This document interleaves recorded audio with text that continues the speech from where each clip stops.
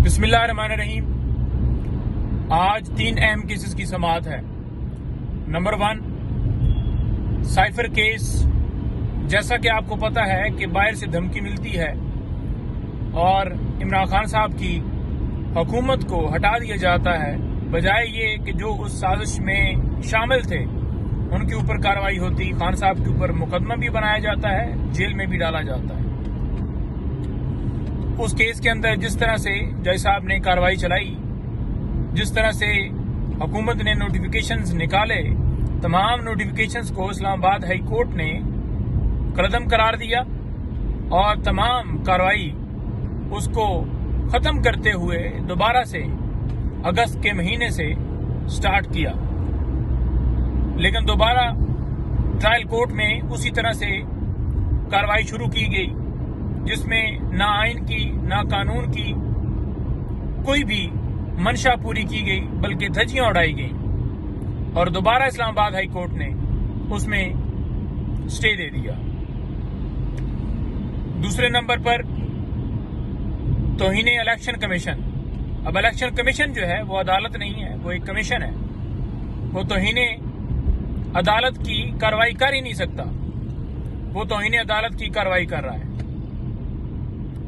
तो वो भी जेल में खुद चल कर गया है, जैसे कि दूसरी अदालतें गई हैं, सिवाय हाई कोर्ट और सुप्रीम कोर्ट के। बाकी अदालतें खुद जा रही हैं जेल में। होता यह है कि एक्यूज को अदालत में पेश किया जाता है, लेकिन यहां पर क्योंकि नाम है इमरान अहमद खान न्याजी, तो लिहाजा खौफ इतना है उनकी तस्वीर से, खुद ही ये सारे वहां पर जा रहे हैं। तीसरे नंबर पर सुप्रीम कोर्ट में तौहीने अदालत की दरखास्त जो दी थी वो फिक्स है, जिसमें लेवल प्लेइंग फील्ड के हवाले से जो पहले गुजारिश की थी और सुप्रीम कोर्ट ने हदायत दी थी कि इनको सुन के उसका सदेबाब किया जाए। लेकिन आपने देखा कि जो सदेबाब हुआ, जमशेद दस्ती साहब की भी मिसाल आपके सामने है कि किस तरह उनकी वाइफ को नंगा किया गया और उनके बच्चों के ऊपर जो तशद्दुद किया गया, तो वो भी आपके सामने है। इसी तरह से पूरे पाकिस्तान भर में जिस तरह से लोग उठाए गए, तजवीज़ कुरिंदे, तायद कुरिंदे, और जो लोगों के साथ सलूक किया गया, पाकिस्तान में ऐसी कहीं मिसाल नहीं मिलती। अब देखते हैं पाकिस्तान की सबसे बड़ी अदालत जिसमें ये मुकदमा फिक्स है, कल भी आपने रिमार्क्स देखे जिसमें ये कहा गया कि इमरान रियाज कौन है।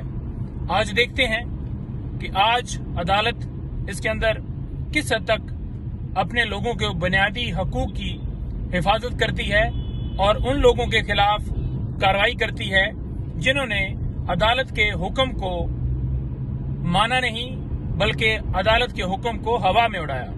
बहुत शुक्रिया।